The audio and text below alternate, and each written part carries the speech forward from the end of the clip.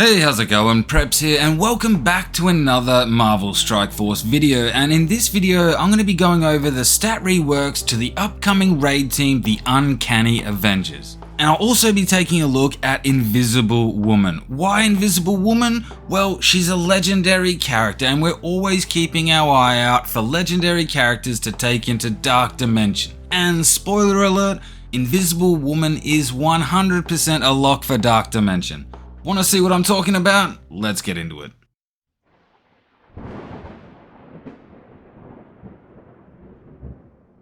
Alright, so let's start off with Beast and Storm. Beast got a 450% increase to health, 455% increase to damage, 350% increase to armor, 414% increase to focus, and a 300% increase to resistance.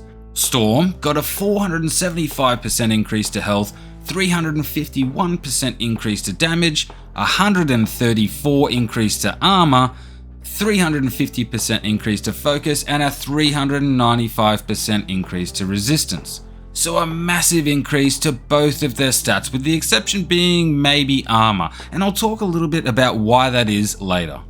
Up next is Falcon and Invisible Woman. Falcon got a 542% increase to health, 375% increase to damage, 349% increase to armor, 428% increase to focus, and a 395% increase to resistance.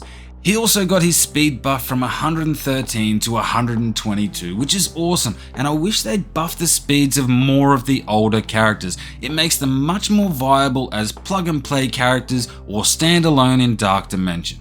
Alright, lastly, Invisible Woman got a 467% increase to health, 516% increase to damage, 580% increase to armor, 367% increase to focus, 404% increase to resistance. She also got a buff to her speed, taking it from 105 to 124, which is crazy.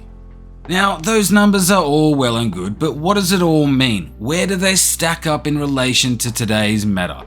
Well, I've put together a little slide that shows where they sit on the stats table compared to Odin and Null, two of the best characters in the game. Well, Null isn't available yet, but he will be soon.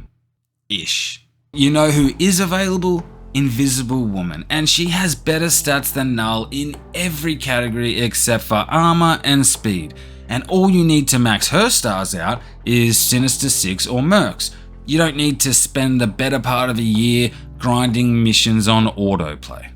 Okay, all jokes aside, I know stats aren't everything, especially without a decent kit, but they are important.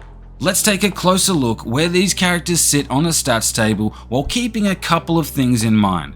Firstly, I'm no math genius. While I did double check the numbers, mistakes happen. Secondly, these numbers are without considering the reworks to the Immortal X-Men and the Mighty Avengers, and also the introduction of Jean Grey and Hercules. Alright, let's start off with Invisible Woman. She's 1st in health, 5th in damage, 26th in armor, 5th in focus, and 4th in resistance. Absolutely insane stat numbers. She also has a pretty decent kit, so if you haven't completed all of the Dark Dimensions, I think she would make a solid pick. Next, Falcon. He's 9th in health, 2nd in damage, 27th in armor, 21st in focus, and 19th in resistance. Not quite as good numbers as Invisible Woman, but I mean, he is a blaster, so still pretty respectable. He has a massive damage stat, so I'm pretty curious to see how much his ult is gonna hit for now. Beast is sitting pretty with the 5th highest health, 4th highest damage, 47th highest armor, and 6th highest focus and resistance. These stats along with his kit is gonna make him an absolute nightmare to kill. Alright, Storm next, and she also got really good stat increases, coming in with the 7th highest health, 3rd highest damage, 107th highest armor. Ugh, that's insanely low. That puts her on par with the likes of Spider-Weaver, Captain America, and Nick Fury. Not terrible, but not amazing either, and the only reason I can think that the Uncanny Avengers have inherently low armor is because Jean Grey gives the team defense up on spawn. along with Beast giving some of the members defense up with his ultimate outside of raids. It's still kind of weird, but it's the only thing I can think of is that during testing, this team with say top 20 armor was just too hard to kill. I could be wrong, but I just can't think of any other reason their armor levels would be so low. Regardless, the rest of their stats are kinda bonkers, with some of their stats outdoing even Odin in some areas. Once again, I know stats aren't everything, but I am very interested to see what the next couple of teams are gonna look like. Well, that just about does it for today's video. If you enjoyed the video, give it a thumbs up, and if you haven't subscribed already, give it a go, it really helps the channel out. Let me know what you think of these reworks in the comments below. As always, thanks for watching, I'll see you in the next one.